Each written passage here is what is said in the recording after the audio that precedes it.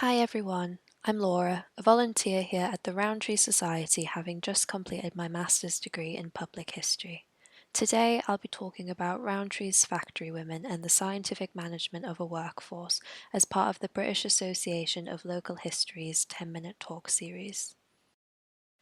The history of Rowntree is a local story in the city of York. Joseph Rowntree was an English Quaker, philanthropist, and most famously a chocolatier through his family business of Rowntree's, which at the height of the 20th century was one of the most influential confectionery companies in Britain. His father, Joseph Rowntree Sr., began Rowntree's as a grocery shop in the centre of York in 1822. After his death, his son, Henry Isaac Rowntree, purchased a cocoa business from the Quaker Tuke family, effectively founding Rowntree the Confectioners. Joseph Rowntree then developed this into a larger-scale confectionery manufacturer through the acquisition of a 20-acre site at Haxby Road on the outskirts of York in 1890.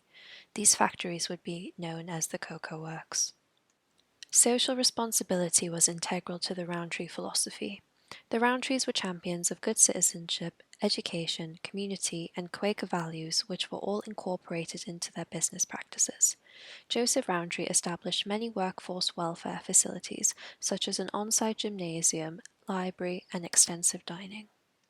His son, Sehome Rowntree, conducted an array of social investigations and poverty studies which prompted a range of liberal welfare reforms in the early 1900s covering national insurance and free school meals. This was also applied to Rowntree & Co., introducing a range of pioneering work benefits for the workforce, such as a working doctor's and dentist office, widow's benefit, and a central works council. The Cocoa Works was considered a desirable option for both young male and female school leavers.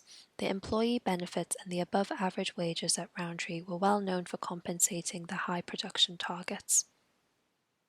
Working time was highly regulated and was compartmentalized according to gender, with women associated with the feminine abilities of creating luxury items, being able to handle delicate confectionery quickly and accurately, and the working speed on repetitive manual tasks such as packing. As Rowntree productions intensified through the successes of global exports, Sehome Rowntree became the driving force behind the company innovating their business practices through industrial psychology. Scientific management, efficiency management, and the philosophy of management became the watchwords of the Rowntree Company, especially after Sehome's published successes, The Human Needs of Labour and the Human Factor in Business. He then became the director and chairman of Rowntree & Co. in 1923. Seahome's branch of scientific management is often discussed in the context of Quaker capitalism, which refers to the forging of a new way of doing business grounded in faith and ethics at the turn of the 20th century. Quaker capitalism valued treating people fairly in business, hard work, and wealth creation for the benefit of workers and society, as well as investors, characterized by their business model being liberal, human-centered, and socially responsible. But to many, both then and now, scientific efficiency and social responsibility represent a paradox, with businesses only being able to have one or the other. In hope to investigate Rowntree's scientific management principles further, we can look to a handful of sources from the Rowntree Company archives located here in the city of York at the Borthwick Institute of Archives. Here, we can see a document titled The Care of Young Girls in Industry, which begins by arguing that no industry can be successful if it is staffed by workers who are physically unfit or unduly tired, revealing the motivations behind their hiring process. Though the document explicitly states Rowntree did not reject every girl who has some physical defect, pre-employment tests, both manual and psychological, were designed to assign individuals to the most appropriate jobs, with rejection accounting for almost 20% of applicants. For example, rheumatic girls were deemed to not do very well in any type of factory work, but in order to prevent rheumatisms, the girls were expected to arrive at work earlier to change their shoes and stockings to prevent damp feet all day. From this perspective, responsibility of workers' health, and therefore working efficiency, rests on the young girls themselves. The document continues to reveal the strict screening process on eyesight, dental hygiene, and the personal cleanliness relative to factory jobs. Interestingly, feet are re-mentioned. As young girls would have to stand all day, they needed to show correct posture to prevent injury. but Rowntree suggested heavier girls would be biologically prone to flatter feet, insisting lighter girls have shown no complaints. From a modern perspective, this appears both judgmental and discriminatory, to have such a rigid set of requirements to secure the most productive young girls. However, once employed, women routinely stayed at Rowntree until either marriage or pension age. This begs the question whether older women employees were also held up to the same standards. Quite contrastingly, this Rowntree photograph shows all women workers wearing heeled shoes on a factory floor. It is currently unknown whether this was mandatory footwear or perhaps a form of self-expression within the highly gendered caps and overall uniform policy, which was only compulsory for women and not men up until 1953. Another document at the Borthwick titled Hot Hands illustrates scientific experiments Rowntree would conduct in order to finesse production efficiency.